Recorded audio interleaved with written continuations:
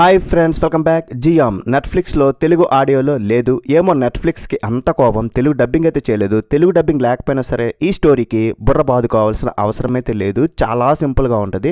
So Telugu audio లేకపోయినా హ్యాపీగా చూడొచ్చు, అర్థం చేసుకోవచ్చు.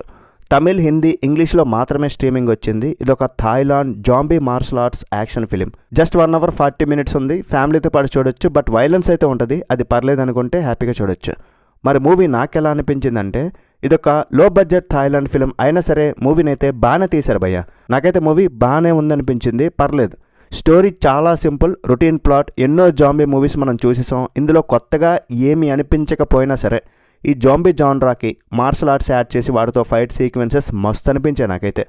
నార్మల్గా మార్షల్ ఆర్ట్స్ మూవీస్ ఎలా ఉంటాయి మీ అందరికి తెలుసు. కాకపోతే ఇక్కడ జాంబీస్ని హీరో మార్షల్ ఆర్ట్స్ స్కిల్స్ ఉండడం వల్ల వాటిని చితక్కొడతాడు అనమాట. ఆ కొరియోగ్రఫీ చాలా బాగుంది, స్టైలిష్గా కూడా ఉంది. ఎక్కువ డ్రామా లేదు, ఎక్కడా బోరింగ్ లేదు. ఫస్ట్ నుండి లాస్ట్ వరకు బాదుడు చితక్కొట్టుకోవడం అనమాట. ఇంకా థాయిలాండ్ మూవీ అయినా సరే కొరియన్ మూవీలో అనిపిస్తుంది. లో బడ్జెట్ మూవీ అయినా సరే చాలా మంచి ఎఫర్ట్స్ అయితే పెట్టారు. దాన్ని అయితే మెచ్చుకోవాలి, ఎంకరేజ్ చేయాలి.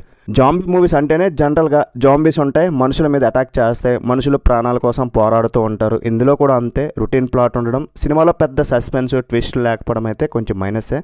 Zombie horror with action movie చూడాలంటే మూవీ అయితే బాగుంటుంది. హీరో ఉంటాడు, హీరోకి ఒక లవర్ ఉంటుంది. ఇదంతా కూడా హాస్పిటల్లో జరుగుతూ ఉంటుంది. అక్కడ జాంబీస్ ఉంటాయి, అటాక్ చేస్తుంటాయి. హీరోకి ఒక కుర్రాడు కూడా తోడవుతాడు.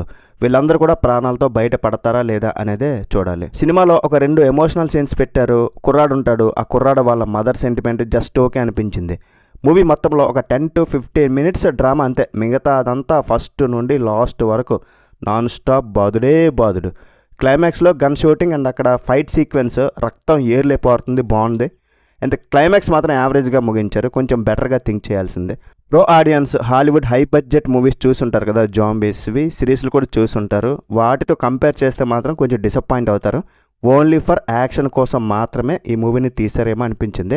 విజువల్ ఎఫెక్ట్స్ బాగానే ఉన్నాయి, ప్రొడక్షన్ వాల్యూస్ కూడా బాగున్నాయి, సినిమాటోగ్రఫీ చాలా బాగుంది. ఫైనల్గా అక్కడక్కడ కొంచెం సస్పెన్స్, ఫియర్ కలిగిస్తే బాగుండు. ఓవరాల్ మూవీ అయితే ఇదొక టైం పాస్ లో బడ్జెట్ మూవీ. ఎంకరేజ్ చేయాలనుకున్న వాళ్ళకి థాయ్ స్టైల్లో ఈ మూవీ అయితే రెడీగా ఉంది. ఒకసారి అయితే చెక్ చేయండి, చూడండి, నచ్చొచ్చు మీ అందరికి కూడా.